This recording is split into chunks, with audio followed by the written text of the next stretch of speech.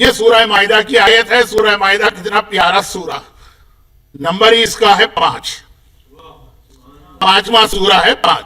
اور آیت جو میں نے تلاوت کی ہے, قرآن کریم میں کل 114 سورہ ہے نا, یہ آیت 114 نمبر کی ہے. یہ بتا رہی کہ عید کب منانا چاہیے. عید کسے کہتے ہیں؟ عید. اب آپ کو معلوم ہے نا کہ غدیر خم کا ایک نام ہے یوم العہد الموعود, عہد کا دن. یوم المیثاق الماخوذ, جس دن ہم سے ایک ایگریمنٹ کیا گیا. یوم الجمع المسئول. یہ سارے غدیر کے الگ الگ نام ہیں. چوتھا نام ہے العید الاکبر, کائنات کی سب سے بڑی عید العید الاکبر. اب عید کہتے کسے؟ عید اکبر کا تو ہم بعد میں تذکرہ کریں گے, پہلے تو عید اصغر یعنی عید کہتے کسے؟ وہ حضرت عیسیٰ کے حوالے سے سورہ مائدہ میں آیا. دیکھیے الیوم اکملت لکم دینکم کی آیت بھی سورہ مائدہ, یا ایھا الرسول بلغ ما انزل الیک کی آیت بھی سورہ مائدہ, وابتغوا الیہ الوسیلہ کی آیت بھی سورہ مائدہ, اور جو میں نے 5 مجلسیں پڑھی پچھلی تعاونوا علی البر والتقوی وہ بھی سورہ مائدہ ہے. اور نمبر بھی اس کا نمبر 5 یعنی بہترین سوروں میں سے ایک ہے, اگرچہ قرآن کا اور سورہ بہترین. اب 114 نمبر کی آیت ہے. عیسیٰ بتا رہے عید کسے کہتے ہیں. فارسی کا ایک محاورہ ہے, فکر ہر کس بقدر ہمت اوست. ہر آدمی کی جتنی اپنی کیپیسٹی یا ہمت ہوتی ہے اتنا ہی وہ سوچتا. بچے سے پوچھو تمہیں کیا چاہیے, وہ کہے گا کہ مجھے کٹ کیٹ چاکلیٹ چاہیے. آپ سے پوچھے تو آپ کہیں گے آپ کو BMW چاہیے. تو خیر ہر ایک کی اپنی ہمت. عیسیٰ کے حواری 12 وہ حضرت عیسیٰ سے ایک ریکویسٹ کر رہے ہیں. اب قرآن کہتا ہے پورے قرآن میں لفظ عید صرف ایک دفعہ آیا ہے, اور وہ اس آیت میں قال عیسی ابن مریم. مریم کا بیٹا عیسیٰ کہہ رہا ہے اللہم ربنا انزل من السماء مائدہ, اے خدا ربنا اے ہمارے پالنے والے آسمان سے نازل کر ایک مائدہ. اور اسی آیت کی وجہ سے پورے سورے کا نام سورہ مائدہ پڑا. مائدہ مانے دسترخوان. اے خدا آسمان سے ایک دسترخوان نازل کر, کیونکہ اس سے پہلے والی آیت تھی کہ حواری کہہ رہے ہیں کہ ہمیں ایک دسترخوان چاہیے. عیسیٰ نے اپنے حواریوں کی خواہش آگے پہنچا دی. اس میں سے 12 میں سے 11 تو کم از کم بالکل ٹھیک تھے نا, دھوکہ تو ایک نے دیا وہ بھی بہت آگے جا کر آگے پہنچا. انزل من السماء مائدہ, ہمارے لیے آسمان سے دسترخوان نازل کر.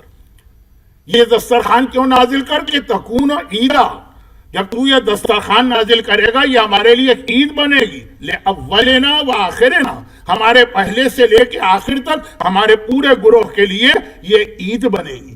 کب؟ جب آسمان سے دسترخوان نازل ہوگا. کیا مطلب دسترخوان کا؟ اللہ کی ایک نعمت نازل ہوگی. وآیۃ منک, یہ ہمارے لیے عید بھی بنے گی, یہ تیری ایک نشانی بھی ہوگی. ورزقنا, اور ہم کو روزی بھی ملے گی. وانت خیر الرازقین, اور تو بہترین روزی دینے والا. عید عید حضرت عیسیٰ کے حواری ایک نعمت مانگ رہے ہیں, اور عیسیٰ کہہ رہے کہ اے خدا اگر تو نے یہ نعمت ہمیں دے دی وہ دن ہمارے لیے عید کا دن ہوگا. جب ایک نعمت کے ملنے پر جو ایک دسترخوان ہے وہ دن عید قرار پاتا ہے, تو جسے کائنات کی سب سے بڑی نعمت مل جائے وہ مومنین اگر عید اکبر نہ منائیں تو حق ادا نہیں کر پائیں گے قرآن کا. عیسیٰ نے بتایا عید کب منائی جاتی ہے؟ جب آسمان سے کوئی نعمت نازل ہو. دنیا کی بات نہیں, آسمان سے نعمت نازل ہو عید مناؤ. ایک نعمت کے ملنے پہ عید, وہ تو نعمت کبریٰ ہے, وہ تو نعمت عظمیٰ جو آج صاحبان ایمان کو ملی. اور پھر کہا کہ یہ جو تو ایک نعمت نازل کرے گا یہ ایک آیت بنے گی تیری, من کا, تیری آیت اللہ. تو آیت اللہ کے نازل ہونے پہ جب عید منائی جا رہی ہے تو جو آیت اللہ الکبریٰ ہو, جو آیت اللہ العظمیٰ ہو, جو پکار کے کہتا ہو کہ اللہ کی سب سے بڑی نشانی تو میں علی ابن ابی طالب ہوں. اور پھر قرآن کہہ رہا ہے ورزقنا. یہ عید کا کنسپٹ جو قرآن دے رہا ہے سورہ مائدہ کی آیت نمبر 114 ورزقنا. اور یہ جو ایک نعمت تو نازل کر رہا ہے آسمان سے, اس سے ہمیں رزق ملے گا. خطبہ غدیر کے آخر میں دیکھ لیجیے, پیغمبر اسلام عجیب طریقے سے مولا کا تعارف کرا رہے ہیں. تو خطبہ غدیر کے آخر میں ایک لفظ آتا ہے اور اسی علی کے ذریعے سے اللہ دنیا والوں کو رزق عطا کرتا. وہاں پہ عیسیٰ کے حواری دسترخوان مانگ رہے، کہا کہ اس سے ہم کو رزق ملے گا. عیسیٰ کے حواریوں کو رزق مل رہا ہے، اور علی وہ ہے کہ وہ بے یمن ہی روزق الورا، خالی ایک گروہ کو رزق نہیں ملتا ہے، کائنات کی ساری مخلوقات کو رزق ملا کرتا ہے علی کے وسیلے اور علی کے واسطے. لیکن خاص جس لفظ کی وجہ سے میں نے پوری آیت کی تلاوت کی وہ عید. یہ بتایا عید کب منائی جاتی؟ جب اللہ کی طرف سے ایسی نعمت آپ کو ملے جو اول سے آخر کے لیے ہو، جس کے ذریعے سے آپ کے رزق کا اہتمام ہو رہا ہو، اور جو اللہ کی نشانی بنے، اس کو عید کہتے ہیں. اب آئیے اس عید کو ذرا سا، یہ ہوگا غدیر کا وہ پیغام جو وہاں سے شروع ہوگا جہاں پہ 2 دن سے علماء اور ذاکرین نے اپنی بات پہنچائی ہے. مگر اس سے پہلے ایک چھوٹی سی بات. قرآن نے کہا کہ نعمت کہاں سے نازل ہوئی؟ قرآن نے کہا کہ عید منانے کے لیے اللہ کی نشانی کہاں سے آئی؟ قرآن نے کہا روزی کہاں سے ملی؟ آسمان سے، آسمان سے، آسمان سے. تو یاد رکھیے کہ جو نعمت عظمیٰ ہم کو ملی ہے، جو آیت اللہ کبریٰ ہم کو ملی ہے، جو اللہ کی اتنی بڑی نعمت ملی ہے، یہ بھی آسمان والا ہے، یہ زمین والا نہیں ہے. یو پی کی بزرگ خواتین زمین والا کسے کہتی ہیں؟ یہ تو شاید اب وہ عورتیں بھی زندہ نہ رہی ہو. یہ آسمان والا ہے. فرق کیا ہے؟ آسمان والا غدیر میں ملتا ہے، زمین والا سقیفہ میں ملا کرتا. یہ جس کے حوالے سے بات کی جا رہی ہے، آسمان والا، آسمان والا. اور دیکھیے اسی لیے مولا پکار کے کیا کہتے ہیں؟ مجھ سے سوال کرو اس سے پہلے کہ میں تمہارے درمیان نہ رہوں، کیونکہ میں زمین کے راستوں سے زیادہ آسمان کے راستوں کو جانتا ہوں. آپ جہاں سے آئے ہیں، جس علاقے سے آئے ہیں، وہاں کے راستے آپ زیادہ جانتے ہیں نا. جو حیدرآباد کے مومنین حیدرآباد کے راستے جانتے ہیں، کراچی والے کراچی کے جانتے ہیں، جہاں کا آدمی ہو وہیں کے راستے زیادہ جانتا ہے. قرآن کہہ رہا عید کب مناؤ؟ جب آسمان سے تمہیں نعمت ملے. مولا کہہ رہے کہ مجھ سے پوچھو جو پوچھنا ہے، مگر زمین سے زیادہ آسمان کے بارے میں پوچھنا، کیونکہ آسمان کے راستوں کو میں زیادہ جانتا ہوں. اور یہی وجہ کہ آنے والا آسمان سے آیا تو اس کا ہر اہتمام آسمان سے ہی ہوا ہے. بھائی جب اس کی ولادت کا وقت آ رہا ہے، مدد کے لیے مکے کی عورتیں نہیں آئی ہیں، مدد کے لیے بنی ہاشم کی عورتیں نہیں آئی ہیں، مکے کے لیے آسمان سے اتر کے عورتیں آئی ہیں. اور جب بچہ پیدا ہوا اسے کپڑے میں لپیٹا گیا، وہ کپڑا بھی کہیں ابو طالب کے گھر سے نہیں آیا ہے، وہ آسمان سے آیا ہے. اور جب اس کے لیے پہلی غذا کا انتظام ہوا، کوثر کا جو پانی جام میں لے کے حوا آئی تھی، وہ بھی یہ دنیا کے حتی زمزم کا چشمہ بھی نہیں تھا، وہ بھی آسمان ہی سے آیا ہے. تو بچہ دنیا میں آ رہا دنیا کا ہی نہیں، وہ آسمان کا ہے. تو اس کا لباس بھی آسمان سے آیا، اس کی غذا بھی آسمان سے آئی. ولادت کے موقع پر مدد کرنے والا گروہ بھی آسمان سے آیا. یہ آسمان کا تھا، یہ آسمان کا تھا. اس لیے اللہ کے رسول نے جب اسے مانگا، ہمارے یہاں پاکستان میں اکثر یہ ہوتا ہے، یہاں پہ مجھے ہندوستان کے مومنین بھی کچھ نظر آ رہے ہیں. بہت بھونڈی مثال دے رہا ہوں، بہت بھونڈی. کبھی کبھار ایسی بھونڈی باتیں مجھ سے بھی سن لیں، دوسروں سے تو آپ ممبر پہ جھکتے سننے کی عادی بن ہی گئے. ایک زمانے میں ہمارا ممبر علم تھا، حکمت تھے، قرآن تھا، حدیث تھا. آج کل جھکتے ہیں. اب یہ جھکتوں کو میں سمجھا نہیں پاؤں گا اسے کیا کہتے ہیں، یہ پنجابی زبان کا لفظ ہے. تو ایک آدھ بات مجھ سے بھی سن لیں کہ اللہ کا رسول دیکھیے آسمان کے سپاہی، آسمان سے آیا. قرآن نے کہا عید کس کے لیے کب منانا؟ جب آسمان سے آئے اللہ کی نعمت. پاکستان میں انہوں نے کہا کہ ہمیں امریکہ سے مدد چاہیے، کانٹیکٹ کیا امریکہ سے. چلے آج کل تو خیر کمیونیکیشن بہت فاسٹ ہو گیا اور کووڈ نے تو ہر چیز کو آن لائن ڈال دیا ہے، لیکن عام طریقے سے فوری مدد چاہیے تو کیا ہوتا؟ تو پاکستان کا ڈیلیگیشن خود واشنگٹن گیا ہے اور وہاں جا کے اسٹیٹ ڈپارٹمنٹ سے کانٹیکٹ کر رہا. اتنا وقت نہیں ہے، فوری مدد چاہیے نا. تو اب یہ نہیں ہے کہ اب ہم کراچی میں پاکستان میں بیٹھے ہیں اور کراسپونڈنس ہو رہی ہے اور خط بھیجے جا رہے ہیں، نہیں. اب ڈیلیگیشن خود وہاں گیا جہاں سے مدد چاہیے. یہ آسمان والا ہے، یہ اللہ کی نعمت آسمان سے آئی. جب عیسیٰ نے کہا کہ عید اسی وقت مناؤ، اسی لیے پیغمبر نے زمین میں بیٹھ کے نہیں مانگا، پیغمبر خود آسمان پر گئے شب معراج، ایک مرتبہ کہہ رہے وَاجْعَلْ لِي مِن لَدُنْكَ سُلْطَانًا نَصِيرًا، اے خدا مجھے ایک مددگار عطا فرما۔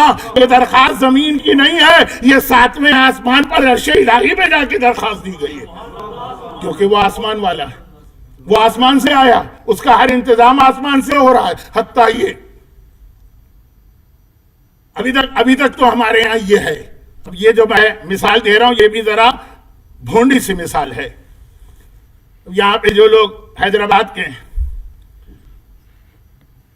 آپ کی اگلی نسل تو نہیں ہوگی، وہ تو کہے گی ہم اوزی ہیں، لیکن ابھی حیدرآباد کے شادی کا وقت آتا ہے تو آپ کی پہلی خواہش یہ ہوتی ہے کہ جہاں کی آپ ہیں نا وہیں کی لڑکی آپ کو میرے حیدرآباد کی ہو تو کیا کہنا، کراچی والا ہے تو وہ کراچی کی لڑکی ڈھونڈتا، اور پنجاب والا ہے تو پنجاب کی لڑکی ڈھونڈتا ہے، نیچرل اور فطری بات۔ اب چونکہ یہ اللہ کی نعمت آسمان سے آئی، جب شادی کا موقع بھی آیا تو دنیا کے رشتے نہیں لیے گئے، رشتہ بھی آسمان سے آیا، نکاح بھی آسمان پہ پڑا گیا، برات بھی آسمان سے آئی۔ وہ اونٹ کو چلانے والے جبرائیل تھے، ہانکنے والے میکائیل تھے، براتی کے طور پہ 70,000 حوریں تھیں، آسمان سے آیا۔ اور یہی وجہ پیغمبر کی حفاظت کر رہا ہے وہ آسمان سے آ کر، کیونکہ پیغمبر نے معراج کی رات سدرۃ المنتہا کے آگے جا کر اس سپاہی کو مانگا تھا نا، لیکن آیا آسمان سے ہے، آسمان سے آیا۔ ابھی آج کل افغانستان میں ایک بہت بڑا مسئلہ بن گیا۔ دیکھیں میں عام طور پر اس قسم کی مثالیں دیتا نہیں، لیکن جب میں دیکھ رہا ہوں کہ ہر ایک دے رہا ہے اور آپ لوگ لوٹے جا رہے ہیں ان مثالوں پہ، تو ایک آدھ جملہ کہنے کا مجھے بھی حق ہے۔ معلوم ہوا کہ وہ اتنا اسلحہ اور اتنی چیزیں امریکن فورسز اس کو واپس لے جانا، وہ پاکستان سے انہوں نے راستہ بھی مانگا اور کیسے اس کو لے جائیں، وہ ایک بہت بڑا پروسیس۔ کہا کیوں؟ کہا کہ جب یہ لوگ آئے تھے نا تو امریکہ سے آئے تھے، جو افغانستان میں امریکن فورسز، ان کا سارا اسلحہ وغیرہ بھی وہاں سے آیا، ساری چیزیں ان کے لیے وہاں سے آ رہی تھی۔ کھانے پینے کی تو میں مثال ہی نہیں دیتا ہوں، لیکن اسلحہ۔ اب آسمان کے سپاہی آیا، پیغمبر کی حفاظت کر رہا ہے، احد کا میدان ہے، اس کے ہاتھ سے 9 تلواریں ٹوٹ گئی ہیں، آخری مرحلہ وہ آ گیا کہ اس کے پاس کوئی تلوار بھی باقی نہیں رہی ہے، پیغمبر کی کمر میں تلوار لٹک رہی ہے۔ یا رسول اللہ یہ آپ کی حفاظت کر رہا ہے، آپ کے پاس تلوار ہے، اس کے پاس تلوار نہ رہی، اپنی تلوار دیجئے۔ کہیں گے یہ میرا سپاہی ہے ہی نہیں کہ میں اپنی تلوار دوں، یہ آسمان سے آیا ہے تو اس کی تلوار بھی آسمان سے نازل ہوگی، اور لا فتح الا علی، لا سیف الا ذوالفقار کے ساتھ نازل ہوگی۔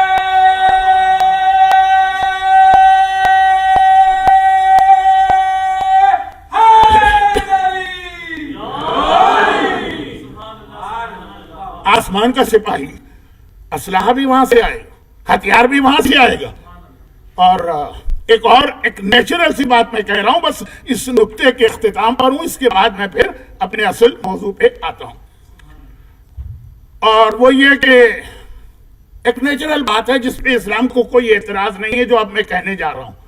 جیسے وہ شادی کی میں نے مثال دی نا، تو کوئی تعصب نہیں ہے کہ اگر آدمی اپنے علاقے کی، اپنے کلچر کی لڑکی کو تلاش کرے یا لڑکی والے لڑکے کو۔ اسی طرح ایک اور بات ہے، وہ یہ کہ کسی علاقے کا کوئی آدمی بہت ترقی کر لے اور بہت زیادہ اس کا احسان مانا جائے، تو جس علاقے کا ہوگا نا وہاں کے لوگ بہت خوش ہوں گے۔ مثلا کراچی کا کوئی مومن نوبل پرائز حاصل کر لے تو ہمارا کیا تعلق نوبل پرائز سے، ہمیں تو نوبل کی سپیلنگ بھی نہیں آتی، لیکن بہرحال ہم خوش ہوں گے ہمارے علاقے کے آدمی نے اتنا بڑا کارنامہ کیا۔ حیدرآباد کا کوئی مومن کوئی بہت بڑی دریافت کر لے تو حیدرآباد کے مومنین خوش ہوں گے کہ بھائی ہمارے یہاں کا ایک شخص اتنی ترقی کر گیا۔ اور کسی علاقے کا کوئی آدمی ہے تو اس کو وہ بھی اپنے، کیونکہ مثال کا تعلق علاقے سے نہیں، میں تو بات کر رہا ہوں اپنی فیلڈ کی۔ کسی علاقے کا کوئی آدمی مرجع بن جاتا ہے، جیسے آغا سیستانی مرجع بن گئے، اب سیستان کے لوگ خود بخود ایک فخر محسوس کرتے ہیں، جبکہ ان کی مرجعیت سیستان کے لیے نہیں، پوری دنیا کے لیے۔ اگر آغا خامنائی مرجع بن گئے تو خمین کے سارے مومنین خود بخود، ایک نیچرل بات ہے۔ شاعری کی دنیا کے اندر بھی اب جس وقت ہمارے برادر محترم اسلام کلیم صاحب کے دادا کا تذکرہ ہوتا ہے، نسیم امروہوی صاحب. پورا ہندوستان اور پاکستان بلکہ پوری اردو دنیا مانتی. امروہے کے لوگ خود بخود خوشی محسوس کرتے ہوں گے. فطری بات ہے نا کہ جس علاقے کا آدمی ترقی کر جائے، چاہے اس کا تعلق بعد میں ساری دنیا سے ہو جائے، جہاں سے آیا ہے وہاں کے لوگوں کو خود بخود خوشی ہوگی. چنانچہ یہ آسمان سے آیا. جب آسمان سے آیا ہے تو جب شب ہجرت بستر رسول پہ لیٹ کر اللہ کی رضا لے رہا ہے تو تعریف کرنے والا قصیدہ دنیا والے نہیں پڑھ رہے، آسمان سے اتر کے جبرائیل و میکائیل کہہ رہے بخن بخن لکا یا ابن ابی طالب.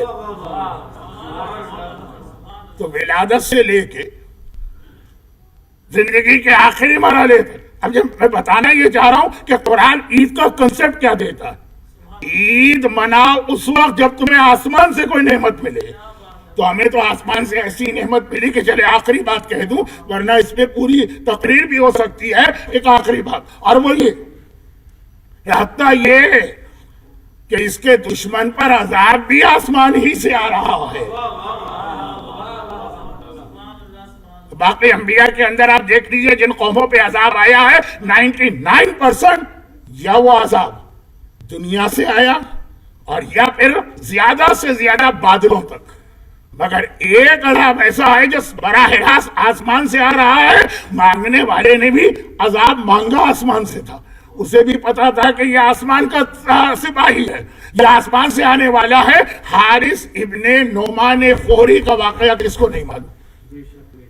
دو باتیں اس واقعے کے حوالے سے ایسی میں بتا رہا ہوں جو اس پیغام غدیر ہی کو واضح کر رہی ہیں. اچھا، پیغام غدیر ہے کیا؟ میں ابھی عید پر آ رہا ہوں. عید کا پیغام مکمل نہیں. غدیر کیا ہے؟ عید الاکبر، سب سے بڑی عید. لیکن پہلے یہ بات پوری ہو جائے، اس کے مخالف کا عذاب بھی آیا تو آسمان سے آیا. اور اس کے لیے میرے پاس اسرائیل کی بہت مثالیں ہیں. یہودیوں پر جرمنی میں جو ظلم ہوا تھا، ہولوکاسٹ، میں اس کی تفصیل میں نہیں جا رہا. جن نے ظلم کیا تھا وہ کہیں بھی جا کے چھپے. یہودی اس کو پکڑ کے لائے ہیں وہاں سے. ارجنٹائن کا 1961 کا واقعہ تو مشہور ہو گیا ہے، لیکن اس کے علاوہ بھی. تو اب یہ جو کہ آسمان والا ہے، جس نے اس کی مخالفت کی اس پر عذاب بھی آسمان والے نے بھیجا، آسمان سے آ رہا. اور ایک بات سن لیجئے گا، ابھی اصل میسج باقی ہے عید. لیکن مولا کی ولایت کا اعلان پیغمبر نے اپنی 23 سال کی زندگی میں واضح طور پر صرف 2 بار کیا. ایک دعوت ذی الشیرہ میں اور غدیر خم کے میدان میں. باقی ان دونوں کے بیچ میں علی کی فضیلت، علی کی محبت، علی کا اسلام سے تعلق، مومن کا علی سے تعلق، مومن منافق کی پہچان، جنت کا دار و مدار، یہ سارے پیغامات مختلف طریقے سے دیے. مگر تو میرا جانشین ہے، وسیع ہے، ولی ہے، یہ صرف 2 مرتبہ اعلان ہوا.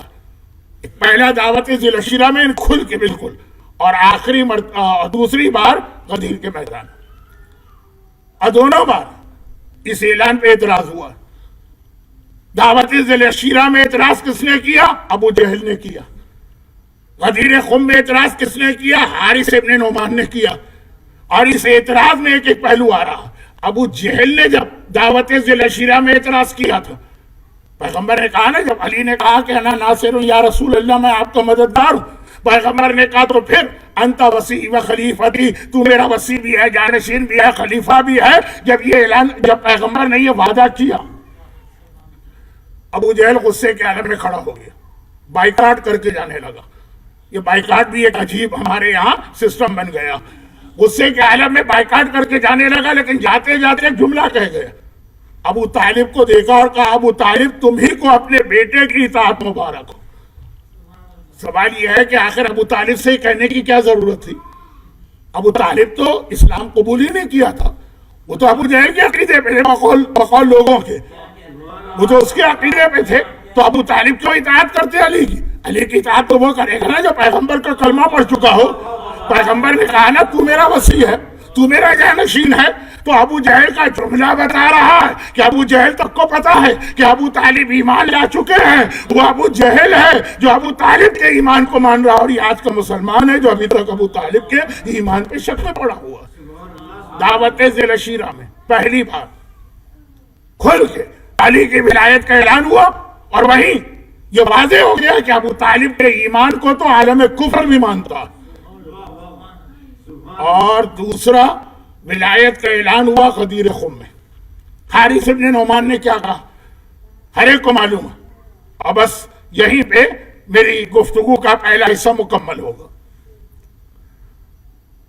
یہی تو کہا ہر ایک کو واقعہ معلوم ہے، میں کیسے اس واقعے کو دہراؤں جو اتنا مشہور ہے. یہی تو کہا کہ اے محمد تو نے کہا اللہ ایک ہے، ہم نے مان لیا. تو نے کہا کہ میں رسول ہوں، مان لیا. تو نے کہا نماز ہے، ہم نے عمل کیا. روزہ ہے، ہم نے عمل کیا. زکوٰۃ ہے، ہم نے عمل کیا. حج ہے، ہم نے عمل کیا. آخر میں جاتے جاتے تو اپنے بھائی کو ہم پر مسلط کر کے جا رہا. یہ تیری طرف سے ہے کہ اللہ کی طرف سے؟ واقعہ ہر ایک کو معلوم. اور جب پیغمبر نے کہا یہ اللہ کی طرف سے ہے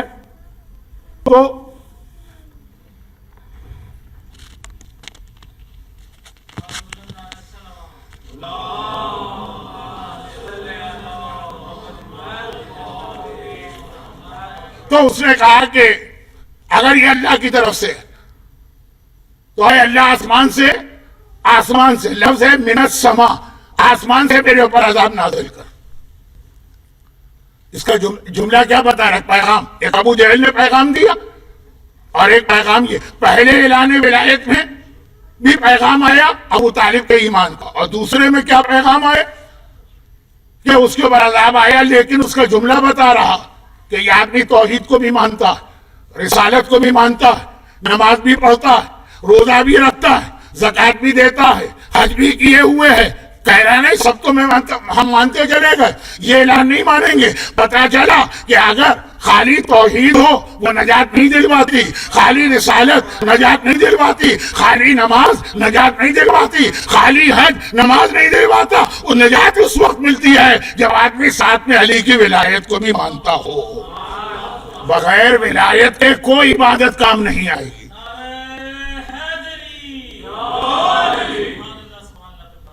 خطیب اکبر مولانا مرزا محمد اطہر صاحب کا ایک جملہ بہت مشہور ہے.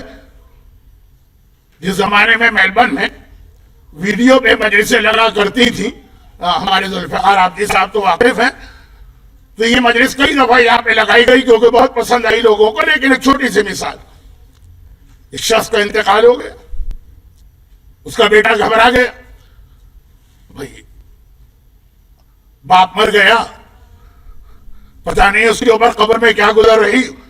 گھبرا کے عالم کے پاس گیا، کہا میرا باپ نماز نہیں پڑھتا تھا. انہوں نے کہا اچھا نماز نہیں پڑھتا تھا، ایک طریقہ ہے، کیا عمر ہے تمہارے باپ کی؟ اتنے سال کی نمازیں پڑھوا لو. اس نے پیسے دیے اور اتنے سال کی نمازیں پڑھوا لی، مسئلہ ختم. پھر آیا کہ ارے مجھے پتا چلا کہ وہ تو زکوٰۃ و خمس بھی نہیں دیتا تھا. کہا کوئی بات نہیں، آؤ آج حساب کر کے زکوٰۃ و خمس ادا ہو جائے. وہ بھی ہو گیا.